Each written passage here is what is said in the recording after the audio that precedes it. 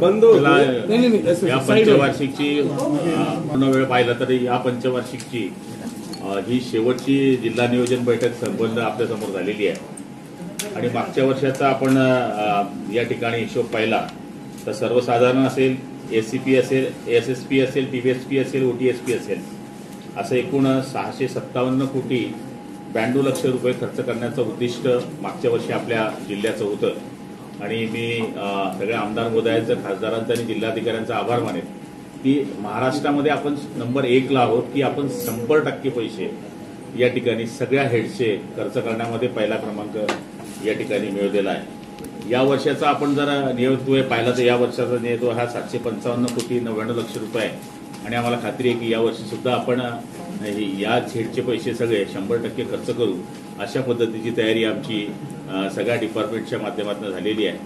ज्याच्यामध्ये ज्या योजना होत्या महाराष्ट्र शासनाच्या माध्यमातून किंवा डीबीटीसीच्या माध्यमातून त्याची सगळी चर्चा आज झालेली आहे। त्याच्यामध्ये नगरपालिकेच्या माध्यमातून जी कामं घ्यायची होती ती कामं पूर्णत्वास आलेली आहे। ॲम्ब्युलन्स असतील, फायर ब्रिगेडच्या गाड्या असतील, त्याचबरोबर रस्ते असतील, समाज मंदिरं असतील, त्याचबरोबर शाळा खोल्या असतील, प्राथमिक आरोग्य केंद्र असतील, त्याचबरोबर डोंगरी विकासमधले कामं असतील, या सगळ्या कामांना प्राधान्य देऊन यावर्षी सुद्धा आम्ही पूर्ण पैसे या ठिकाणी खर्च करणार आहोत। आणि मला तरी असं वाटतं की 2-3 वर्षाचा पूर्ण आलेख जर आपण पाहिला तर जळगाव जिल्ह्यामध्ये आपण सगळ्यात अग्रेसर महाराष्ट्रामध्ये राहिलेलो आहे। त्याचीच फलश्रुती म्हणून यावर्षी आपल्याला जिल्हा नियोजन समितीला 100 कोटी रुपये जास्त प्राप्त झालेले आहे। मागच्या वर्षी सुद्धा आपल्या जवळपास 100 कोटी रुपये जास्त प्राप्त झाले होते, या वर्षी सुद्धा आपल्याला 100 कोटी रुपये जास्त प्राप्त झालेले आहे। आणि आता सगळ्याच पैसे खर्च करण्याकरता आमदार महोदयांकडनं किंवा स्थानिक नगरपालिकेकडनं आपण प्रस्ताव मागवलेले आहे आणि जिल्ह्याच्या विकासाकरता जे केलं पाहिजे ते करण्याचं आम्ही पुढच्या काळामध्ये निश्चितपणाने काम करणार आहोत। जे काम आहे त्यावरून आमदारांनी नाराजी व्यक्त केलेली आहे, म्हणजे सर्व पक्ष आमदारांनी एकही जलजीवन मिशनच्या बाबतीमध्ये आपण पाहिलं असेल की बऱ्याच ठिकाणी कामाच्या बाबतीमध्ये एमएससीबीच्या काय अडचणी होत्या त्या बाबतीमध्ये मागच्या काळामध्ये महाराष्ट्रामध्ये हीच अडचण होती की पूर्ण महाराष्ट्रामधल्या जेव्हा आम्ही जिल्ह्यांच्या बैठकी मी घेतल्या त्याच्यामध्ये एक आम्हाला दिसून आलं की ज्या योजना पूर्ण झालेल्या आहेत पण त्या योजनांना कनेक्शन मिळत नाही अशा तक्रारी आमच्याकडे आल्यानंतर आम्ही माननीय मुख्यमंत्री महोदयांकडे ही तक्रार केली की मागचं बिल भरल्याशिवाय एमएससीबी पुढचं बिल कनेक्शन देत नाही। त्यामुळे पॉलिसी मॅटर म्हणून संभाजीनगरच्या बैठकीमध्ये मुख्यमंत्री महोदयांनी आदेश दिले आणि आता पूर्ण ठिकाणी एमएससीबीचे या ठिकाणी कनेक्शन दिले जात आहेत।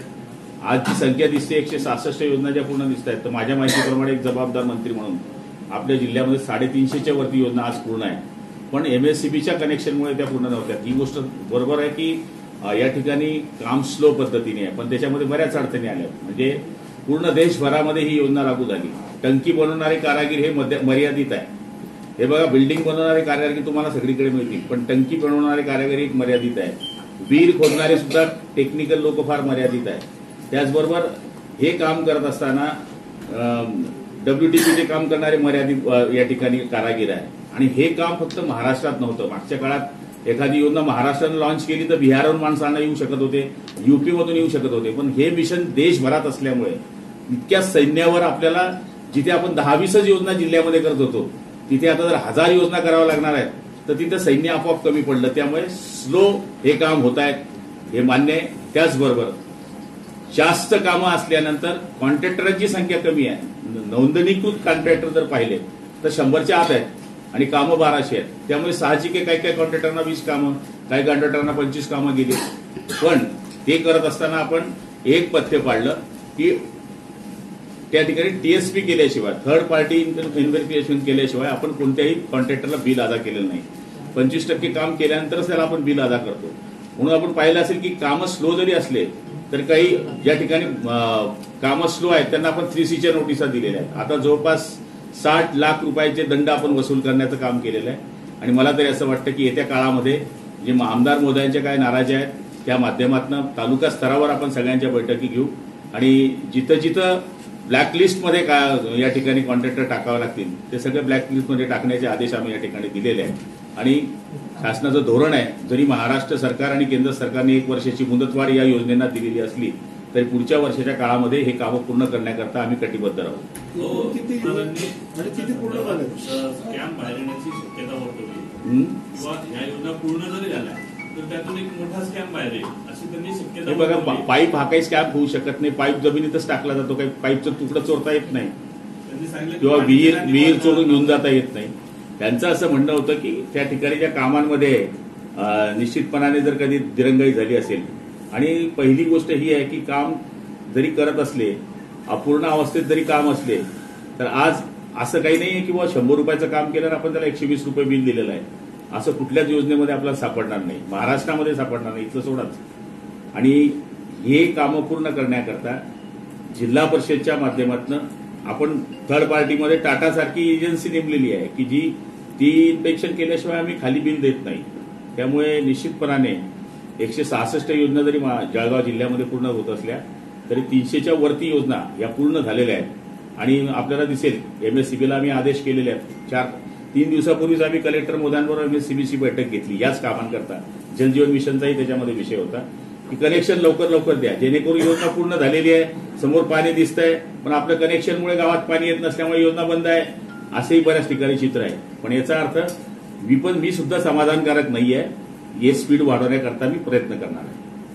आपल्या बोलण्यामध्ये आता 166 योजना म्हणतात, 300 पूर्ण झाल्या म्हणतात. हे 166 ऑलरेडी पाणी सुरू झालेलं आहे, पण MSCBचे जे कनेक्शन द्यायचे बाकी आहेत ते जर दिले गेले तर 300च्या वरती पूर्ण दिसतील. म्हणजे ते MSCB एकूण किती योजना आहेत?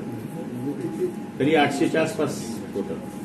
तो विरोधकांना निवड इकडे सुद्धा कमी निधी मिळाला असे दुजाभाव दुजाभाव झाला वा असा एक आरोप केला. हे बघा, तिथे तर आम्ही आकडा दाखवलाय, पण त्यांचा गैरसमज असा झाला, ते फक्त नगरपालिकेचाच हिशोब सांगत होते की तुम्ही मला नगरपालिकेमध्ये 7 कोटी दिले. पण त्यांना हे माहिती आहे की नगरपालिकेला 7 कोटी दिले तर MSCBच्या ट्रान्सफॉर्मर करता 1 कोटी दिले ते हिशोबात पकडायला तयार नाही. शाळा खोल्यांना पैसे दिले ते हिशोबात पकडायला तयार नाही. त्यांना 2 फायर फायटरच्या गाड्या दिल्या 2 कोटी रुपयाचे ते पकडायला तयार नाही. त्याच्यानंतर समाज मंदिरांकरता पैसे दिले त्याच्याकरता ते पकडायला तयार नाही. दलित वस्तीमध्ये पैसे दिले ते लक्षामध्ये घ्यायला तयार नाही. असा टोटल जरा ढोबळ आकडा काढला तर प्रत्येक आमदाराला 15 कोटीच्या वरती पैसे मिळालेले आहेत. आणि मला तरी असं वाटतं की ते कधी हिशोब चेक करू शकतात, कारण की खुलं किताब आहे, ते काही लपवू शकत नाही आपण. पण हेड वेगळे असल्यामुळे त्यांनी फक्त त्यांचा इंटरेस्ट चाळीसगाव नगरपालिकेच्या कामापुरता असल्यामुळे त्यांनी चाळीसगावला 7 कोटीच मिळाले हा त्याचा जो गैरसमज होतो त्यांच्या लक्षात आलेला आहे. चंदूगड आरोप केला होता. नाही, मुंगे दादा बोलले होते.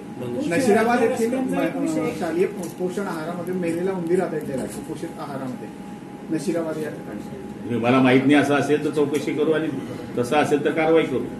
चौकशी बराच गाजला, महापालिका जबाबदारी झटकत असल्याचा आरोप केला. विशेष म्हणजे जी रस्ते झालेले आहेत, बऱ्यापैकी रस्ते या पावसामुळे खराब झाले, त्याची गुणवत्ता टिकवण्यात ठेकेदारांना पैसा आला, काही चौकशी होईल, कारवाई निश्चित होईल का? हे बघा, खड्डेच्या बाबतीमध्ये राजू मामांनी या ठिकाणी प्रश्न उपस्थित केला होता आणि त्याच्यामध्ये आपण या ठिकाणी लवकरात लवकर ते खड्डे बुजवण्याकरता टेंडर कॉल करावा असे आयुक्तांना आदेश दिलेले आहेत. खरं म्हणाले तर महानगरपालिका ते स्वायत्त संस्था आहे, या बारक्या ज्या समस्या आहेत, लाईट बसले नाही, गड्डे पडले आहेत, ते त्यांनी स्थानिक सोडल्या पाहिजे होत्या. त्या पद्धतीने आपण आयुक्ताला तंबी दिलेली आहे आणि ते 2 दिवसात काम सुरू करण्याचं त्यांनी आश्वासन दिलं आहे. नागरिकांच्या तक्रारी कोणाचं त्यांच्यावरती अंकुश असलं ते बघायला मिळत नाही. जर असं असेल तर 2-4 दिवसात मी स्वतः आयुक्त कार्यालयामध्ये बैठक घेईन आणि त्याच्यामध्ये जर काही त्रुट्या असतील तर सूचना देऊन दुरुस्त करण्याचा प्रयत्न करू. रस्त्यांच्या संदर्भात ज्या काही तक्रारी होत्या, आता राजूमामांनी ज्या तक्रारी केल्या ती बहुतांश रस्ते 6 महिन्यापूर्वी बनलेले आहेत, ते वर्षभराच्या आतच झालेले, तेवढ्यातच ते खराब झाले.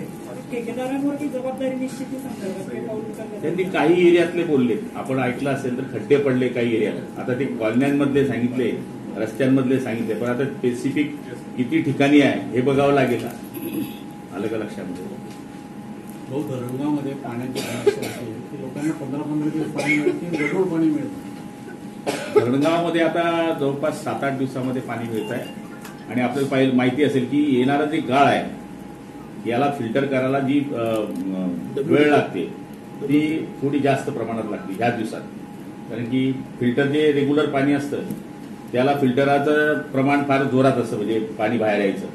पण आमचं जे पाणी आहे ते पूर्ण तापीमधून येतं आणि पूर्ण गाळयुक्त येतं, त्याच्यामध्ये फिल्टर आमचं पाणी कमी होत आहे. ते कमी होत असल्यामुळे टाक्या भरायला वेळ लागतोय आणि टाकी भरायला वेळ लागत असल्यामुळे साहजिक आहे लोकांपर्यंत पाणी आमचं थोडं उशिरा पोहोचतंय हे सत्य आहे.